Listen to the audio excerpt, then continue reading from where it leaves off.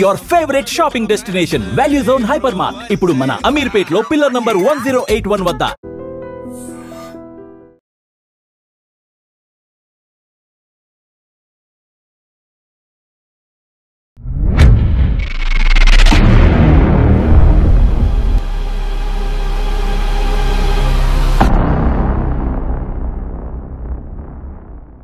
మొదటి భర్తను mutual divorce తీసుకొని రెండో వివాహం చేసుకుంటే ఈ భర్త నుంచి కూడా ఏమైనా జరిగితే ఈ భర్త నుంచి కూడా ఆస్తిలో వాటా ఉందా లేదా తను రెండో మ్యారేజ్ చేసుకున్నా కానీ ఈ ఫస్ట్ హస్బెండ్ చనిపోయిన తర్వాత తనకు రావాల్సిన షేర్ని తనకి ఇవ్వాల్సిందే. సెకండ్ మ్యారేజ్లో కూడా తనకేదో ఇష్యూస్ వచ్చి తను వెళ్ళిపోతుంది. వెళ్ళిపోయినప్పుడు తన కాంట్రిబ్యూషన్తో పాటు తన కాంట్రిబ్యూషన్తోనే ఇది కంపెనీలో పనిచేశారు, 3 సంవత్సరాలు అయిపోయింది, రిజైన్ చేశారు, 3 సంవత్సరాలుగా 4 సంవత్సరాలు 5 సంవత్సరాలు అయినా ఎట్లా పని చెప్పితే ఏం చేయాలి? ఒక కంపెనీ క్లెయిమ్ ఉంటే ఆ క్లెయిమ్కి ప్రాపర్ నోటీస్ ఉండాలి. రిలీవింగ్ లెటర్లో ఆ కంపెనీ చెప్పాలి.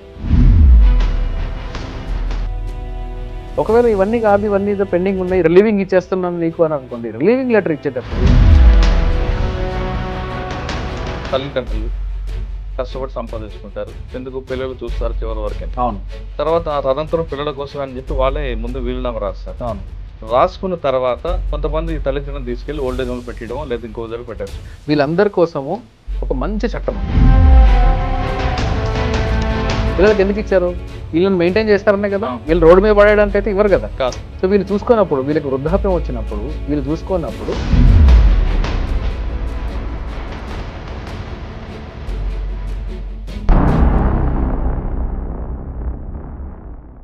Welcome to lights up. ఈరోజు సబ్జెక్ట్, ఒక మహిళ రెండో వివాహం చేసుకుంటే మొదటి భర్త నుండి ఆస్తి హక్కు పొందుతుందా, లేదు రెండో భర్త నుంచి కూడా పొందొచ్చా? అంతేకాకుండా ఒక కంపెనీలో ఒక ఉద్యోగి రిజైన్ చేస్తే ఆ కంపెనీ 3 సంవత్సరాల తర్వాత కూడా ఆ కంపెనీ సెటిల్మెంట్ చేయకపోతే ఆ ఉద్యోగి ఏ విధంగా లేబర్ కోర్టుకు వెళ్ళాలి? ఇటువంటి విషయాలపై మనతో మాట్లాడడానికి హైకోర్టు అడ్వకేట్ శ్రీకాంత్ చింతల్ గారు ఉన్నారు. ఆయన అడిగి క్లారిటీగా తెలుసుకుందాం. సార్ నమస్తే అండి. నమస్తే అమలు గారు. సార్, ఒక మహిళ వివాహం చేసుకుంటారు, కొన్ని సందర్భాల్లో విడాకులు తీసుకోవచ్చు, లేదా అతను చనిపోయిన తర్వాత రెండో వివాహం చేసుకోవచ్చు. అటువంటి సమయంలో మొదటి భర్త నుంచి ఆస్తి హక్కు పొందిన తర్వాత ఒకవేళ ఆయన చనిపోతే ఇంకొక రెండో వివాహం చేసుకుంటే రెండో భర్త నుంచి కూడా పొందవచ్చా లేదా? అంటే మొదటి భర్తను మ్యూచువల్ డైవర్స్ తీసుకొని రెండో వివాహం చేసుకుంటే ఈ భర్త నుంచి కూడా ఏమైనా జరిగితే ఈ భర్త నుంచి కూడా ఆస్తి హక్కులో వాటా ఉందా లేదా? అక్కడ ఆల్రెడీ మొదటి భర్తను తీసుకున్నాం కాబట్టి రెండో భర్త ఇవ్వనని చెప్పొచ్చా? లేదు, మొదటి భర్త చనిపోయిన తర్వాత రెండో వివాహం చేసుకొని వాళ్ళిద్దరి మధ్యన కూడా కొంతకాలంకి ఏమైనా డిస్ప్యూట్స్ వస్తే ఇందులో నాకు ఆస్తి హక్కు ఉంది అని చెప్పచ్చా? ఎందుకంటే కొన్ని సంఘటనల్లో ఒక మహిళ వివాహం చేసుకొని మొదటి భర్తతో పిల్లలు పుట్టిన తర్వాత అతను చనిపోతారు. ఒక కేస్ స్టడీ మీకు చెప్తున్నా. తర్వాత రెండో వివాహం చేసుకుంటారు. రెండో వివాహం చేసుకున్న తర్వాత 12 సంవత్సరాలు కలిసి ఉంటారు. తర్వాత వాళ్ళిద్దరి మధ్యన విభేదాలు వస్తాయి. అప్పుడు ఆమె అతనికి చెప్పకుండా ఆ ఇంట్లో ఉన్న ప్రాపర్టీ కొన్ని తీసుకొని ఆమె వెళ్ళిపోతారు దూరంగా. ఇది నాకు నా ఆస్తి హక్కు, నాకు హక్కు ఉందంటారు. కానీ భర్త ఏమంటారు, నాకు చెప్పకుండా వెళ్ళిపోయింది కాబట్టి దొంగతనం కేసు పెట్టండి అని ఆయన అంటారు. ఇది ఎంతవరకు కరెక్ట్ అండి? లేదు, ఇట్లాంటి ప్రిపోజిషన్స్ అన్ని కూడా కరెక్ట్ కాదండి.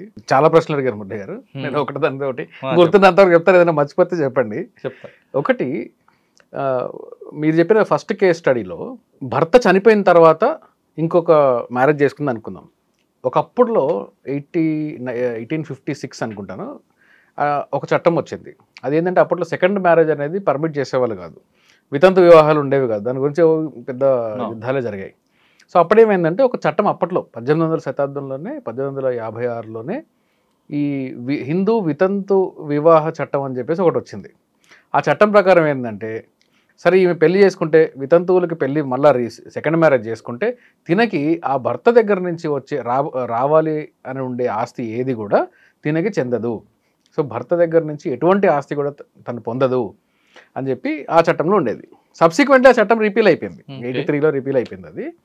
అయితే ఏంటంటే ఇక్కడ విడో మ్యారేజ్ చేసుకుంటే మాత్రము భర్త చనిపోయిన తర్వాత తనకి రావాల్సిన రైట్ఫుల్ షేర్ తనకు ఉంటుంది.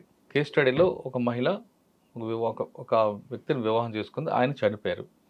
చనిపోయిన దాంట్లో కూడా ఆమెకి మొదటి భర్త నుంచి రావాల్సిన ఆస్తి హక్కు వచ్చింది. ఇప్పుడు ఆవిడ ఇంకొక వివాహం చేసుకున్నారు. వస్తాను, అక్కడికి వస్తాను. సో దాని ఫస్ట్ దీని మీద ఉండే అపోహ ఏంటంటే హస్బెండ్ చనిపోయిన తర్వాత ఈవిడికి ఆస్తి వస్తుందా లేదా, రెండో పెళ్లి చేసుకుంటే వస్తుందా. సో ఈవిడికి ఆస్తి వస్తుంది కదా, ఆ ఆస్తి వస్తుంది అనే డేట్లో అంటే భర్త చనిపోయిన తర్వాత ఈవిడికి ఏదైతే ఆస్తి వస్తుందో ఆ ఆస్తికి తినకి ఫుల్ రైట్ ఉంటుంది. తను రెండో మ్యారేజ్ చేసుకున్నా కానీ ఈ ఫస్ట్ హస్బెండ్ చనిపోయిన తర్వాత తనకు రావాల్సిన షేర్ని తనకి ఇవ్వాల్సిందే. ఓకే, దానిలో ఎటువంటి డౌట్ లేదు. రెండో పెళ్లి చేసుకున్నా కానీ తన రైట్ తనదే. తనకు పిల్లలు ఉన్నారనుకోండి, ఆ పిల్లల రైట్ ఆటోమేటిక్గా ఉంటుంది, ఫాదర్ దగ్గర నుంచి వచ్చిన దానిలో ఉంటుంది. ఇది ఎప్పుడు ఏ వీలునామా లేకుండా భర్త హస్బెండ్ ఆస్తి ఏదన్నా తను సంపాదించి కానీ తన పూర్వీకుల నుంచి వచ్చింది కానీ ఉంటే అందులో తన పార్ట్ వరకు మాత్రం వైఫ్కి చిల్డ్రన్కి వస్తుంది. ఈమె సెకండ్ మ్యారేజ్ చేసుకున్నా కానీ వస్తుంది. దట్ ఈస్ ద లా. ఇప్పుడు మీరు చెప్పిన దాంట్లో సెకండ్ మ్యారేజ్ చేసుకున్న తర్వాత సెకండ్ మ్యారేజ్లో కూడా తనకేదో ఇష్యూస్ వచ్చి తను వెళ్ళిపోతుంది. వెళ్ళిపోయినప్పుడు తన ఇంట్లో ఉండే బంగారము ఇంకో ఏదో తీసుకొని వెళ్ళిపోయిన తర్వాత ఈ భర్త అనేవాడు కేసు పెట్టాడు. ఇదేనా మీరు చెప్పింది? అవును. ఇప్పుడు అతను ఆమె వెళ్ళిపోయింది కాబట్టి నేను తనకేమి ఇవ్వను అని చెప్పేసి ఇతను అనడము, వెళ్ళిపోయింది కాబట్టి నేను తనదే తప్పు, నా దగ్గర నుంచి దొంగతనం తీసుకెళ్ళిపోయింది అని చెప్పేసి దొంగతనం కేసు పెడతా అనడం అనేది తప్పు. ఎందుకు అంటే తను ఒక వైఫ్గా షేర్డ్ హౌస్ హోల్డ్లో ఉన్నప్పుడు, వాళ్ళిద్దరూ ఒక రూఫ్ కింద జీవనం సాగించినప్పుడు తిను ఈ భర్త సంపాదించిన దానిలో కూడా భార్య తన కాంట్రిబ్యూషన్ ఉన్నట్లే. అంటే తన ఆస్తిలో భర్త పేరుతో ఉండే ఆస్తి మీద డైరెక్ట్గా తినక హక్కు లేకపోవచ్చు, కానీ తనకి తిన భాగస్వామ్యం లేదు అని మాత్రం చెప్పలేము. ఓకే, ఇప్పుడు వీళ్ళిద్దరి మధ్యలో ఫర్ ఎగ్జాంపుల్ డైవర్స్ అయింది అనుకోండి. డైవర్స్ అయితే అప్పుడు ఏం చేస్తున్నారు? ఎలిమనీ ఇవ్వాలిగా. ఎలిమనీ ఎలా ఫిక్స్ చేస్తారు? భర్త దగ్గర ఉండే ఆస్తి ఎంత, ఆస్తి వివరాలు ఏంటి, ఇతని వర్త్ ఏంటి, ఇతని జీతం ఏంటి, ఇవన్నీ ఏంటి, ఇది క్యాల్కులేట్ చేసిన తర్వాత తిన ఆస్తిలో భాగం ఇవ్వచ్చు, లేదా తన ఆస్తి మొత్తాన్ని వాల్యుయేషన్ చేసుకొని అందులో ఒక ఫిక్స్డ్ అమౌంట్ని కోర్టు డిసైడ్ చేసి దానికి కంప్యూటేషన్ ఏదో ఉంది ఫిక్స్ చేసి అందులో నుంచి తినకి ఇవ్వచ్చు. అంటే చట్టం ఏమని అనుకుంది, ఇప్పుడు ఫారిన్ కంట్రీస్లో అయితే ఇద్దరు కలిసి ఉండగా సంపాదించిన ప్రాపర్టీస్ అన్నీ కూడా వాళ్ళిద్దరికి సమానంగా చెందినవి అనే ఇన్ఫ్లుయెన్స్ ఉంటుంది. ఎందుకంటే తిన కాంట్రిబ్యూషన్ పని చేయకపోయినా కానీ ఇంట్లో కాంట్రిబ్యూషన్ ఉంది కదా, తిను ఇంట్లో హౌస్ వైఫ్ అయినా కానీ ఇంట్లో కాంట్రిబ్యూషన్ ఉంటుంది కదా. కాబట్టి తన కాంట్రిబ్యూషన్తో పాటు తన కాంట్రిబ్యూషన్తోనే ఇది తీసుకున్నట్లేదు. దీనికి ఇంకొక ఎగ్జాంపుల్ కూడా ఇస్తాను నేను మీకు. ఇప్పుడు జాయింట్ హిందూ ఫ్యామిలీ ఏదో ఉంటుంది. ఈ ఫ్యామిలీ మెంబర్స్ అందరు కలిసి బిజినెస్ చేస్తారు. ఫ్యామిలీ మెంబర్స్ అందరు కలిసి బిజినెస్ చేసి ఒకరి పేరుతో పెడతారు. మరి ఒకరి పేరుతో పెట్టినప్పుడు ఇదంతా ఫ్యామిలీ మొత్తం అవుతుందా, ఒకరిదే అవుతుందా? ఫ్యామిలీది అవుతుంది కదా ఫ్యామిలీ బిజినెస్ అయినప్పుడు. అట్లాగే తిన కాంట్రిబ్యూషన్ వైవాహిక జీవితంలో ఇద్దరు కలిసి ఉన్న తర్వాత తన కాంట్రిబ్యూషన్ ఉంది అనడం అనేది ప్రిజంప్షన్, లేదు అనడానికి లేదు. ఓకే, సో భర్త దొంగతనం కేసు పెడితే అది చెల్లదు. కానీ ఆవిడ ఇంట్లో చెప్పకుండా వెళ్ళడం తప్ప. చెప్పకుండా వెళ్ళడం తప్పేంటే డొమెస్టిక్ వైలెన్స్ యాక్ట్లో తనకి రైట్ ఉంది. ఇన్ఫ్యాక్ట్ డివిసి చట్టం కింద తను వెళ్ళిపోవడం కాదు, నా దగ్గరికి ఆవిడగాని వచ్చిందంటే ఆవిడకి నేను ఏం చెప్పేవాడిని అంటే, అమ్మ సెక్షన్ 19 అని ఒకటి ఉంది, మీ భర్తను ఇంట్లో నుంచి బయటకు పంపిద్దాము. ఎందుకంటే చట్ట ప్రకారము ఈ ఉమెన్కి అంతటి రైట్ ఉంది. తను షేర్డ్ హౌస్ హోల్డ్లో ఉండే రైట్ ఉంది. ఒకవేళ తనకి డొమెస్టిక్ వైలెన్స్ జరిగింది అనే ఎవిడెన్స్ కానీ ఉంటే, తనకి ఏదన్నా ప్రాణహాని ఉంటుందని చెప్పి మనం ఆయన ఎస్టాబ్లిష్ చేయగలిగితే, లేదా కొన్ని పరిణామాల వల్ల భర్త ఇంత ఉండడం సేఫ్టీ కాదు అని చెప్పి చూపించగలిగితే, కోర్టు సొంత ఆస్తి అయినప్పటికీ కూడా, అంటే భర్త సొంత ఆస్తి తన పేరుతోనే ఆస్తి ఉన్నప్పటికీ కూడా ఆ భర్తని, ఆ అత్తమామల్ని, వాళ్ళ ఇంట్లో ఫ్యామిలీ మెంబర్స్ని వీళ్ళందరినీ ఇంట్లో నుంచి బయటకు తరిమేసి ఈమెకు మాత్రం ఆ ఇల్లు ఇచ్చే రైట్ ఉంది. ఓకే, అంటే ఇల్లు టైటిల్ ఇవ్వట్లా, తన జీవితకాలం మొత్తం కూడా ఇంట్లో ఉండొచ్చు. ఆవిడ ఉన్నంత వరకు ఉండొచ్చు. టైటిల్ ట్రాన్స్ఫర్ అవ్వదు, బట్ ఆవిడ ఉన్నంత వరకు ఉండొచ్చు. కానీ ఆవిడ అన్న మాట ఏంటంటే, ఆ ఇంట్లో ఆవిడకున్న దాదాపు 12 సంవత్సరాల నుంచి ఉన్నాను కాబట్టి ఆ ఇంట్లో ఆయనకున్న ఇల్లు, ఇంకొక ఇల్లు కానీ ఇంకో ఇంటి కానీ నా పేరును రాయండి అని ఆవిడ కోరుతుంది. ఈయనేమంటాడంటే, నా తదంతరం నీకే వస్తుందని ఈయన చెప్తాడు. కానీ ఆవిడేమంటారంటే నా పేరును రాయండి అంటారు. అది ఇంకా చాలా ఫ్యామిలీస్లో ఉండే ఇదండి. నేను ఇంకొక ప్యాథటిక్ కేసు చూసాను ఈ మధ్య రీసెంట్. అయితే దీంట్లో హస్బెండ్ తన రెండో భార్య పేరు మీద ఇల్లు రాశారనుకో, ఆవిడ తదంతరం ఆ ప్రాపర్టీ ఈయన పిల్లలకు వస్తుందా, లేదా ఆవిడ మొదటి భర్త పిల్లలకు వస్తుందా? ఈయన పిల్లలకే వస్తుంది. ఎందుకు అంటే ఫస్ట్ ఈవిడ పేరుతో ఉండే ప్రాపర్టీ అయితే ఓన్లీ సోల్ ప్రాపర్టీ ఈవిడదే అయితే ఈవిడ ఫస్ట్ హస్బెండ్ పిల్లలకు కూడా రావచ్చు. కానీ బినామీ యాక్ట్లో ఓన్లీ వైఫ్ అండ్ హస్బెండ్ మాత్రం ఒక ఇది ఉంటుంది, husband can have wife as his benami. మామూలుగా ఇప్పుడు మీరు నా పేరుతో కొంటే అది ఇల్లీగల్, కానీ మీరు మీ వైఫ్ పేరుతో ఉన్నారనుకోండి అది పర్మిసిబుల్. అది బినామీ పెట్టుకుంటాం కదా, యూ కెన్ నామినీ క్లెయిమ్ పెట్టుకుంటాం కదా. యూ కెన్ క్లెయిమ్ ఆ యాక్ట్ లో మాత్రం వైఫ్ అండ్ హస్బెండ్ వరకు మాత్రం ఆ క్లెయిమ్ చేసే రైట్ ఉంది. అయితే ఆయన వెర్షన్ ఏముందంటే ఆల్రెడీ మొదటి భర్త నుంచి ఆవిడ ప్రాపర్టీ తీసుకుంది కాబట్టి రెండో భర్త నేను నా ప్రాపర్టీ మూడో భర్త అయినా కానీ ఇవ్వాల్సిందే. మూడో భర్త అయినా కానీ దీని రైట్ ఎక్కడికి పోదు. తీసుకొని ఇచ్చేయమని చెప్పరు, మీ జీవితకాలంలో ఇవ్వాల్సిన అవసరం లేదు. కానీ తను కావాలి అని తను మీ మీద దావా వేస్తే ఖచ్చితంగా మీరు మీ ఫైనాన్షియల్ స్టేటస్, మీ ఫైనాన్షియల్ వర్త్ లో ఒక సబ్స్టాన్షియల్ పోర్షన్ మాత్రం ఆవిడకి ఇవ్వాల్సి వస్తుంది. ఓకే, డైరెక్ట్గా ప్రాపర్టీ ఇవ్వాల్సిన అవసరం లేదు. రెండో భర్త నుంచి ప్రాపర్టీ తీసుకున్నారు ఆవిడ. ఎస్. ఆ ప్రాపర్టీ తన వరకు ఉంచుకోవడం సేఫ్ అంటారా, లేదు ఆవిడ ఒక ఓల్డ్ ఏజ్ హోమ్ రాయాలనుకుంటే అది కరెక్టా కదా? ఓల్డ్ ఏజ్ హోమ్కా ఆవిడ ఇష్టం. ఒకసారి వన్స్ ప్రాపర్టీ ట్రాన్స్ఫర్ అయింది అనుకోండి, అది అబ్సల్యూట్ ట్రాన్స్ఫర్. అది ఆవిడకి ఎవరు దారిని పోయి దాని ఇచ్చుకోవచ్చు, ఓల్డ్ ఏజ్ హోమ్కి ఇచ్చుకోవచ్చు, టెంపుల్స్కి ఇచ్చుకోవచ్చు. A and B. Okay, B అంటే భార్య, ఏ అంటే హస్బెండ్. ఓకే, ఆల్రెడీ పెళ్ళయింది. ఎవరికి పెళ్ళయింది? ఇద్దరికి కలిపి పెళ్ళయింది, ఏ ప్లస్ బి. ఓకే, కొంతకాలం ఉన్నారు, పిల్లలు ఉన్నారు, అంత అయిపోయింది. ఓకే, ఏ దీంట్లో ఏకి పిల్లలు ఉన్నారు, బి చనిపోయారు ఆవిడ. ఓకే, వైఫ్ చనిపోయారు. చనిపోయిన తర్వాత ఆయన బి, ఏ అనే వ్యక్తి ఇంకొక సీన్ పెళ్లి చేసుకున్నాడు. సి పెళ్లి చేసుకుని ఆవిడకి ఆల్రెడీ ఇంకొక మ్యారేజ్, ఫస్ట్ ఆవిడకి కూడా మ్యారేజ్ అయింది, సెకండ్ మ్యారేజ్. ఆవిడకి కూడా సెకండ్ మ్యారేజ్, ఇతనికి కూడా సెకండ్ మ్యారేజ్. ఆవిడకి ఆల్రెడీ మొదటి భర్త పెళ్ళి ఉన్నారు. ఓకే, కొంతకాలం తర్వాత ఈ సెకండ్ వైఫ్ కూడా చనిపోయారు. ఓకే, కానీ చిన్నప్పటి నుంచి రెండో మొదటి భర్త పిల్లలను కూడా బాగా పెంచుకుంటూ వచ్చారు. ఓకే, కొంతకాలం అయిన తర్వాత ఈ ఆస్తిలో మాకు కూడా ఒక హక్కు ఉందని. లేదు అంటే లేదు, రెండో భర్త దగ్గర నుంచి అంటే స్టెప్ ఫాదర్. ఇక్కడ ఈ స్టెప్ ఫాదర్ దగ్గర నుంచి ఈ సెకండ్ వైఫ్ పిల్లలు క్లెయిమ్ చేయడానికి లేదు, ఎందుకంటే వాళ్ళ ఫాదర్ కాదు. అన్లెస్ ఒకవేళ అతను దత్తత తీసుకొని ఉంటే, అంటే రెండవ భార్య పిల్లలని వీళ్ళు నా పిల్లలే అన్నట్టుగా దత్తత తీసుకుంటే దెన్ వాళ్ళకి క్లెయిమ్ ఉంటుంది. అలాంటి లేని పక్షంలో క్లెయిమ్ లేదు. ఇతను కావాలి అనుకుంటే ఇతను లైఫ్ టైంలో వాళ్ళ ప్రాపర్టీ ఇచ్చుకోవచ్చు, అతని ప్రాపర్టీ అతను ఇచ్చుకోవచ్చు, హక్కు లేదు. As a matter of right వాళ్ళు అడగడానికి లేదు. ఓన్లీ ఆ దత్తత తీసుకుంటే మాత్రమే వాళ్ళు అతనికి ఫస్ట్ వైఫ్తో ఉండే పిల్లలతో సమానంగా సెకండ్ వైఫ్తో ఉండే పిల్లలకు కూడా వస్తుంది. కానీ వీళ్ళు క్వశ్చన్ చేయడానికి లేదు. అదే రెండో పెళ్లిలో నుంచి ఇంకొక ఎవరో పిల్లలు పుట్టారనుకోండి, మళ్ళీ వాళ్ళకు ఉంటుంది, సెకండ్ వైఫ్ పిల్లలకు ఉంటుంది, సెకండ్ వైఫ్కి ఆయనకి కలిపి పుట్టిన పిల్లలకు ఉంటుంది. ఇప్పుడు మొదటి భర్త పిల్లల్ని రెండవ ఇదే కేస్ స్టడీలో ఈ తల్లి కూడా చనిపోయింది. ఓకే, పిల్లలు మాత్రం అడిగే ఆస్తులు హక్కు అడిగే లేదు. రైట్. కానీ ఇతను మంచాన పడ్డారు, ఆయన చూడడానికి ఈ పిల్లలు వెళ్ళే హక్కు ఉందా లేదా? ఆ హ్యూమన్ రిలేషన్స్కి ఎవరు కాదు, మొదటి భార్య పిల్లలు మాత్రం వాళ్ళకి రావడానికి అవకాశం ఇవ్వట్లేదు.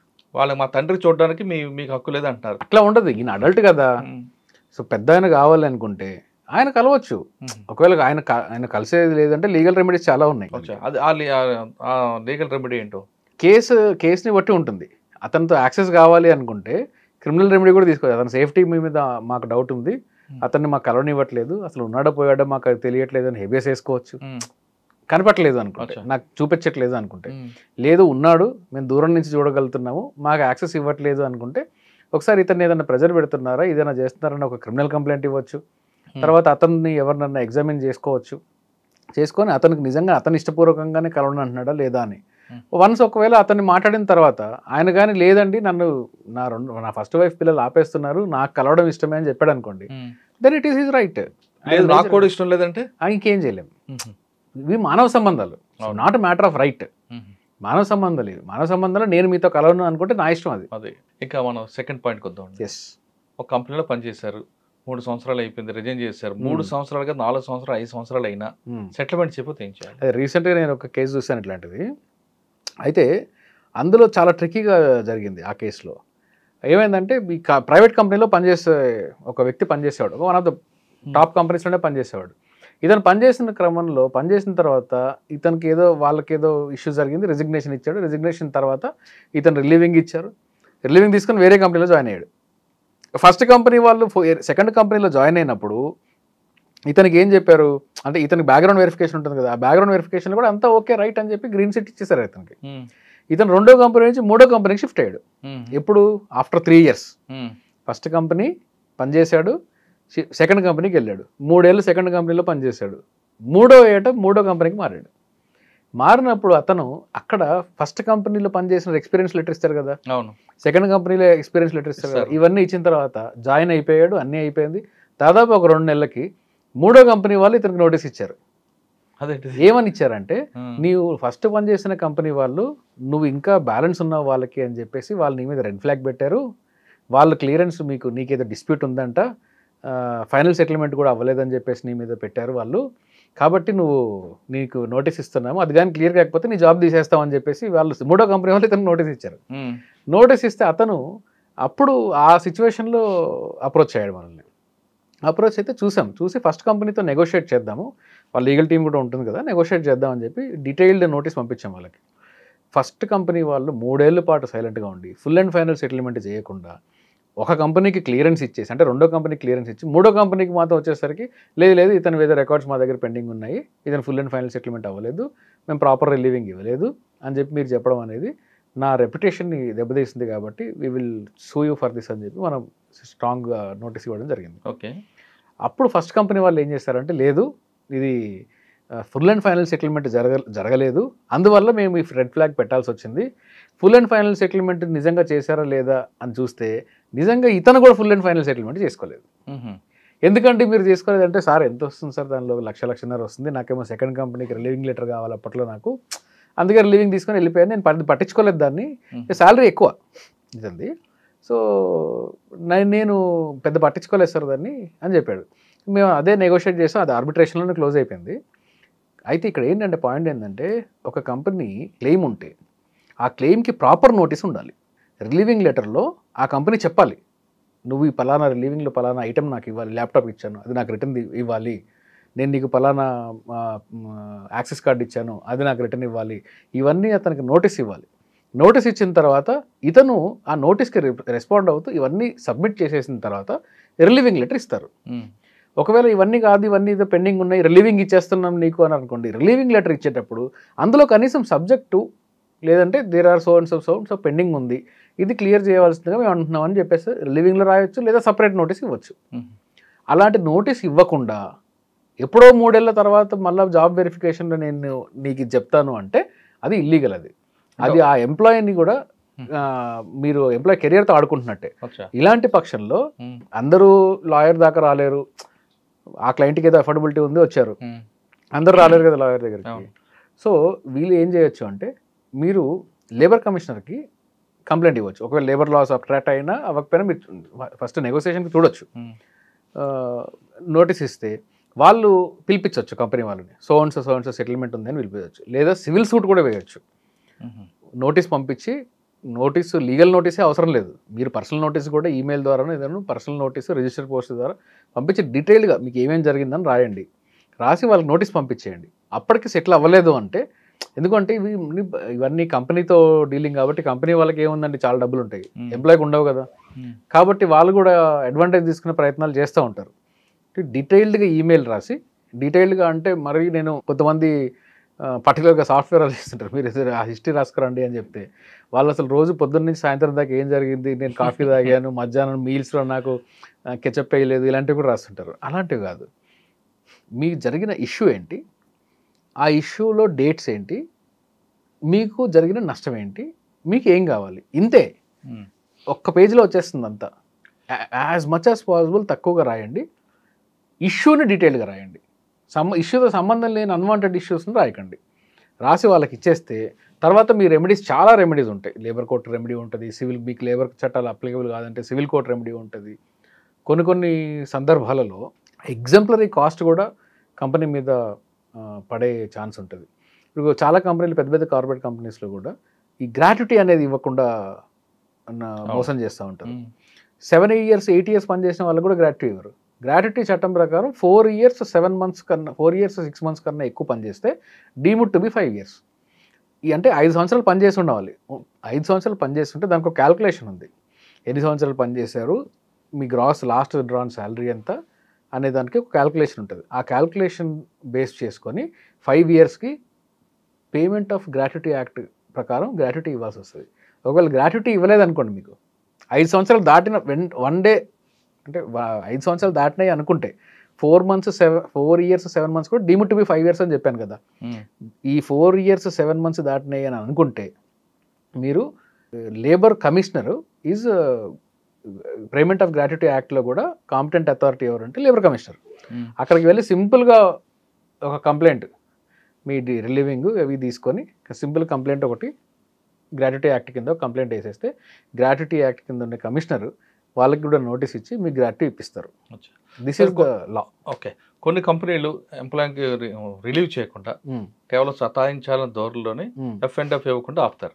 అవును, చాలా కామన్ ప్రాక్టీస్ ఇది. అప్పుడు ఏం చేయాలి ఎంప్లాయీ? లీగల్ రికోర్స్ ఏంటంటే నోటీసులు ఇవ్వడము, కంప్లైంట్ ఇవ్వడమే. ఓకే, లేబర్ లో అట్రాక్ట్ అయితే లేబర్ కోర్ట్కి వెళ్ళడము. ఒకసారి తర్వాత ఎంప్లాయీ మీద యాక్షన్ తీసుకోవచ్చా? Full and final settlement accept చేసేసారు అనుకోండి, ఫుల్ అండ్ ఫైనల్ సెటిల్మెంట్ అయిన తర్వాత ఎంప్లాయీ మీద యాక్షన్ ఎట్లా తీసుకుంటారు? ఏదో రీజన్స్ పెట్టచ్చు. లేదు, అవన్నీ నిలబడిపోయిన తర్వాత మురళి గారు కేసు అనేది మీకు తెలియదు ఏం కాదు. నా దృష్టిలో చాలా అంటే మీరు ఇన్ని ఇంటర్వ్యూస్ చేసిన తర్వాత యావరేజ్ లాయర్కి ఉండవలసిన దానికన్నా చాలా ఎక్కువ నాలెడ్జ్ మీకు ఉంటుంది. ఎవరైనా నాకు తెలుసు జనం కోసం అదే, ఎవరైనా ఎవరి మీదైనా కేసులు పెట్టడానికి ఇండియన్ లాలో ఎటువంటి అడ్డంకు లేదు. పెట్టచ్చు, ఏ విధంగా పెట్టుకోవచ్చు. మీకు అట్లీస్ట్ కొన్ని వెస్ట్రన్ సొసైటీస్లో అయినా కానీ కేసు పెట్టడానికి అంటే క్రిమినల్ కేసు పెట్టడానికి కూడా ప్రాసిక్యూషన్ ఒప్పుకోవాలి, ఇది చేయాలి, ఇవన్నీ చాలా ఉంటాయి.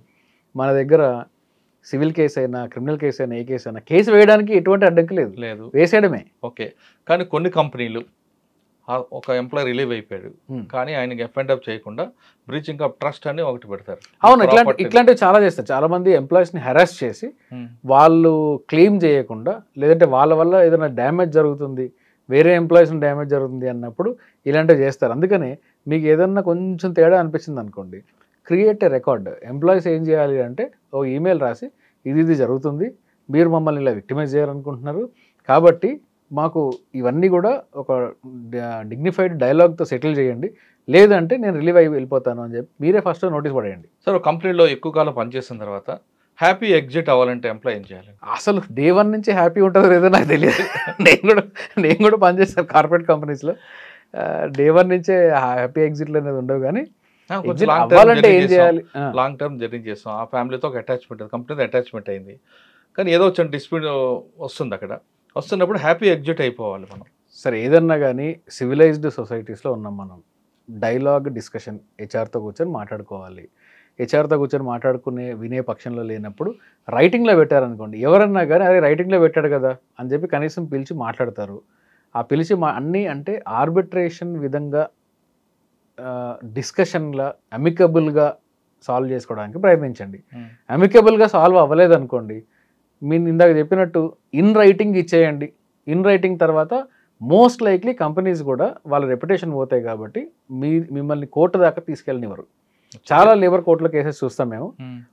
కొన్ని కేసెస్లో అయితే ఎవిడెన్స్ అయిపోయింది, క్రాస్ ఎగ్జామినేషన్ అయిపోయింది, ఇవన్నీ అయిపోయినాయి, అంటే రెఫరెన్స్ తోటి లేబర్ కోర్టుకు వచ్చిన తర్వాత ఇవన్నీ అయిపోయిన తర్వాత ఈ జడ్జిమెంట్ వస్తుందేమో అన్నప్పుడు కూడా కంపెనీస్ ముందుకు వచ్చి వద్దొద్దు మాకు రెప్యుటేషన్ ఏదో అయ్యేటట్టుంది అంటే తెలిసిపోద్ది వాళ్ళ కేసు ఓడిపోతామని ఉంది కాబట్టి మేము we want to settle this matter అని చెప్పి సెటిల్మెంట్ చేసి మనం అడిగిన దానికన్నా డబుల్ ట్రిపుల్ ఇచ్చిన రోజులు కూడా ఉన్నాయి. ఓకే, అది అట్లాంటివి జరుగుతూ ఉంటాయి. ఓకే, తల్లిదండ్రులు కష్టపడి సంపాదించుకుంటారు, ఎందుకు పిల్లలు చూస్తారు చివరి వరకు. అవును, తర్వాత తదంతరం పిల్లల కోసం అని చెప్పి వాళ్ళే ముందు వీలునామా రాస్తారు. అవును, రాసుకున్న తర్వాత ఆ పిల్లలు కొంతమంది, అందరు కాదు, కొంతమంది తల్లిదండ్రులను తీసుకెళ్లి ఓల్డేజ్ హోమ్లో పెట్టడం లేదా ఇంకో దగ్గర పెట్టేస్తుంటారు. ఆస్తి తన చేతికి వచ్చింది కదా, ఇంకా నాకు వాళ్ళతో వీలునామా రాస్తే ఆస్తి చేతికి రాదు. వీలునామా రాస్తే మనిషి చనిపోయిన తర్వాత మాత్రమే వెళ్తుంది. కానీ కొన్ని రిజిస్ట్రేషన్ చేయించుకొని ఏదో రకంగా పిల్లలకి రిజిస్టర్ చేస్తుంటారు. అవును, గిఫ్ట్ డీడీ అని ఇవ్వడం చేస్తుంటారు. పిల్లలు గిఫ్ట్ చేసి ఇచ్చిన తర్వాత వాళ్ళని తీసుకెళ్లి ఓల్డ్ ఏజ్ హోమ్ పడేస్తారు. అవును, అప్పుడు ఏం చేయాలి తల్లిదండ్రులు? సార్, ఓల్డ్ ఏజ్ హోమ్ లో పడేస్తారు పిల్లలు పేరెంట్స్ అందరూ కాదు, కొంతమంది మాత్రం పిల్లలు నెగ్లెక్ట్ చేస్తూ ఉంటారు. చూసాం మేము రెగ్యులర్గా చూస్తాం కదా.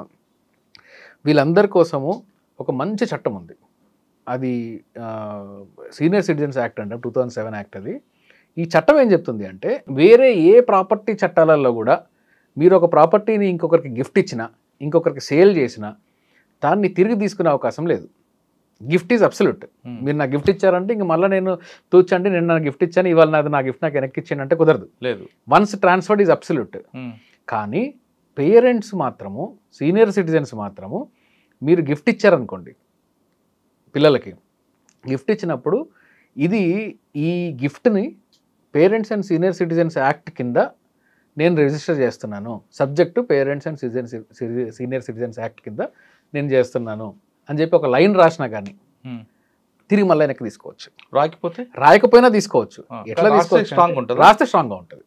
రాస్తే స్ట్రాంగ్గా ఉంటుంది, రాయకపోయినా కానీ తీసుకోవచ్చు. ఎందుకు తీసుకోవచ్చు అంటే వీళ్ళు సంపాదించుకొని పిల్లలకి ఎందుకు ఇచ్చారు? వీళ్ళని మెయింటైన్ చేస్తారనే కదా. వీళ్ళు రోడ్డు మీద పడేయడానికి అయితే ఇవ్వరు కదా.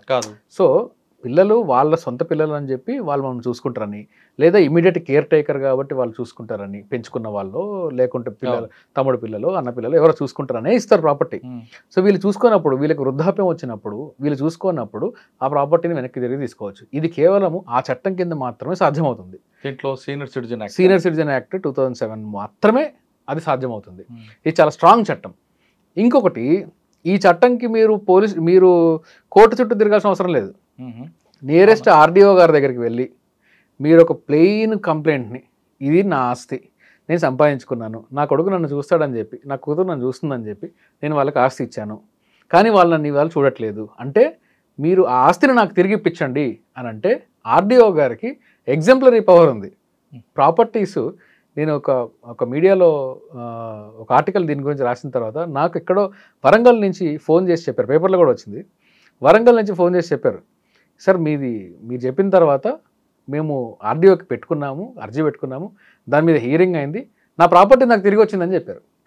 రీసెంట్గా జరిగింది అది వరంగల్లో. సో ఆర్డీఓ గారు ఆ ప్రాపర్టీని ట్రాన్స్ఫర్ మళ్ళీ వెనక్కి తీసుకొని పేరెంట్స్కి తిరిగి ఇప్పించవచ్చు. ఒకవేళ ఆస్తులు కూడా లేవు అనుకోండి, పేరెంట్స్ పిల్లలకు ఆస్తులు ఇవ్వలేదు, కానీ స్టిల్ మెయింటెనెన్స్ చట్టం వైఫ్ హస్బెండ్ మీద ఎలాగైతే వేస్తుందో, కొన్ని సందర్భాలు హస్బెండ్ వైఫ్ మీద కూడా వేస్తుందో, అలాగా parents senior citizens immediate care taker మీద, పిల్లల మీద మెయింటెనెన్స్ వీళ్ళు మమ్మల్ని మెయింటైన్ చేయాలి, మా పోషణ చూసుకోవాలి అని చెప్పి కూడా ఇదే చట్టం కింద ఆర్డీఓ గారికి మీరు అర్జీ పెట్టుకోవచ్చు. అంటే మెయింటెనెన్స్ కూడా గ్రాంట్ అవుతుంది, మెయింటెనెన్స్ కూడా కట్టాల్సి వస్తుంది పేరెంట్స్కి. So parents and senior citizens వాళ్ళకి మంచి స్ట్రాంగ్ చట్టం ఉంది. పిల్లలు చాలామంది, మీరు కొంతమంది అన్నారు చాలా లిబరల్గా, మేము చాలామందిని చూస్తాం. అంటే మా ప్రొఫెషన్ మేము చూసే వాళ్ళు చాలామంది ఎక్కువ ఉంటారేమో, ఏమంటే ఇలాంటి వాళ్ళు మా దగ్గరకు వస్తారు, ఇలాంటి వాళ్ళ విక్టిమ్స్ మా దగ్గరకు వస్తారు కాబట్టి మేము చాలామందిని చూస్తూ ఉంటాం. చాలామంది వాళ్ళ పేరెంట్స్ని నెగ్లెక్ట్ చేయడం అనేది చాలా సర్వసాధారణం అయిపోయింది. కాదండి, మనకు అన్ని సంవత్సరాలు మనకు పెంచి పోషించిన తర్వాత వాళ్ళకి నెగ్లెక్ట్ చేయాలని ఆలోచన ఎందుకు వస్తుందండి వీళ్ళకి? అంటే వాళ్ళకి బేసిక్ ఎటికెట్స్ ఉండవండి. ఎందుకు వస్తుంది అంటే దానికి జస్టిఫికేషనే లేదు. వాళ్ళంటే తల్లి కళ్ళు కనబడలేదు, తండ్రి చిన్నప్పటి నుంచి కూడా వీళ్ళకి పెద్ద అటాచ్మెంట్స్ ఉండవు. చాలా కేస్ స్టడీస్ లో తల్లి కళ్ళు కనబడవు, తండ్రికి నడవలేడు, వాడికి సేవ చేయలేవు అంటారు. అవును, ఇదే కొడుకులు చిన్నప్పుడు ఇదే పరిస్థితి ఉంటే తల్లిదండ్రులు మనకు వాళ్ళు వదిలేసుకొని వీళ్ళని పడేసే వాళ్ళు కాదు కదా. పడేస్తే మన బతుకు ఎక్కడ ఉంటుంది అప్పుడు? అది ఆ మొరాలిటీ అనేది చాలా తగ్గిపోతుంది మురళి గారు. నేను చాలా కేసెస్ చూస్తున్నాను. ఒక మంచి రిచెస్ట్ ఫెలో ఫారిన్ కంట్రీలో ఉంటాడు, నేను చూస్తున్నాను ఇప్పుడు ఆ కేసుని. మదర్కి కొడుకేమో చాలా పెద్ద కోటీశ్వరుడు, ఇండియాలో హైదరాబాద్లో విచ్చలవిడిగా ఆస్తులు కొన్నాడు, పెళ్లి చేసుకొని హ్యాపీగా పిల్లలతో ఫారిన్ కంట్రీలో ఉంటున్నాడు, లగ్జరీ విల్లాస్లో ఉంటున్నాడు, హీటెడ్ స్విమ్మింగ్ పూల్ ఉంటుంది ఆయనకి. ఇక్కడ తల్లిగారికి తినడానికి లేదు. అయ్యో, తల్లిగారు తినడానికి లేదు. లిటరల్లీ ఆవిడ అనిపించదండి, వేరే ఎవరో హెల్ప్ చేస్తుంటే, లేదంటే తన అదృష్టమో లేక దురదృష్టమో తన డాటర్ సపరేటెడ్ మ్యారేజ్లో సపరేట్ అయిపోతే తను తినని చూడాల్సిన పరిస్థితి. అంటే కొడుకుగా సిగ్గు అనిపించట్లేదా? నాకు కూడా ఈ ప్రశ్న చాలా రోజుల నుంచి ఉంది. అయితే ఒక కేసు కాకుండా చాలా కేసులు చూస్తున్నాను, ఇలాంటి వెధవలను చాలా మందిని చూస్తున్నాను నేను. నాకేంటంటే మేమేందో బహుశా రాటు తేలిపోయినట్టున్నాము ఇలాంటి వాళ్ళని చూసి అసలు బేసిక్ మనుషులుగా కూడా క్వాలిఫై గారు అనిపిస్తుంది నాకు. మీరు సొంత తండ్రి తల్లి అవ్వాల్సిన అవసరం లేదు, ఎవరన్నా మనకు తెలిసిన వాళ్ళ కష్టాలు ఉంటే వెళ్ళమా అండి? ఎవరికి చూస్తే వాళ్ళకి తెలిసిన వాళ్ళు ఉంది అని అంటే, ఈరోజు పొద్దున కూడా ఏదో ఫేస్బుక్లో ఏదో వచ్చింది, ఏదో సమ్ ఫ్రెండ్స్ మా గ్రూప్ కమ్యూనిటీలో, పలానా వ్యక్తి మనకందరికి బాగా కావాల్సిన వ్యక్తి, ఆయనకి ఏదో సహాయంలో కావాలి పెద్ద ఆయన అని అంటే, దాదాపుగా ఒక 3-4 రోజుల్లో 6 లక్షలు జనరేట్ చేసి విదిన్ ఫ్రెండ్ సర్కిల్లో 5-6 లక్షలు జనరేట్ చేసి ఇచ్చారు. సో కనీసం మనకేం సంబంధం లేని వాళ్ళకి కూడా ఇస్తాం కదా, తిండికి మరి ఆ లేకుండా. కేసులో మీరు ఏం చేశారు? అంటే అది that is dwelt in a different way. అదేంది సార్ ఫైనల్గా ఇంకోటి చెప్పండి. పోలీస్ స్టేషన్కి ఒక కంప్లైంట్ ఇస్తాం, ఏమని పోలీస్ స్టేషన్కి వెళ్ళి దేనికి వెళ్తారని, కొట్టారనో తిట్టారనో పోయిందనో. అవును, ఆ హడావాడిలో కొన్ని విషయాలు మర్చిపోయి కొన్ని రాస్తాం. అందులో ప్రాపర్టీ గురించి రాస్తున్నప్పుడు నాకు ప్రాపర్టీ పోయింది, వెళ్ళాను, పోయింది, దాని కాస్ట్ రాస్తున్నప్పుడు పోలీసులు వద్దంటారు ఎందుకు? అంటే కాస్ట్ అంటే ఐటమా? ఐటమ్, ఒక Mobile item item. Okay, okay. Item పోయిందని కంప్లైంట్ ఇవ్వడానికి వెళ్తే దాని ప్రాపర్టీ వాల్యూ రాస్తున్నప్పుడు రాయొద్దు అంటారు ఎందుకు? జనరల్ గా బంగారంలో రాయొద్దు అంటారు. బంగారం మాత్రమే సుమారుగా బంగారం కాదు, లేదంటే ఇంకోటి XYZ ఎందుకు సుమారుగా అని చెప్పేసి అని అంటూ ఉంటారు.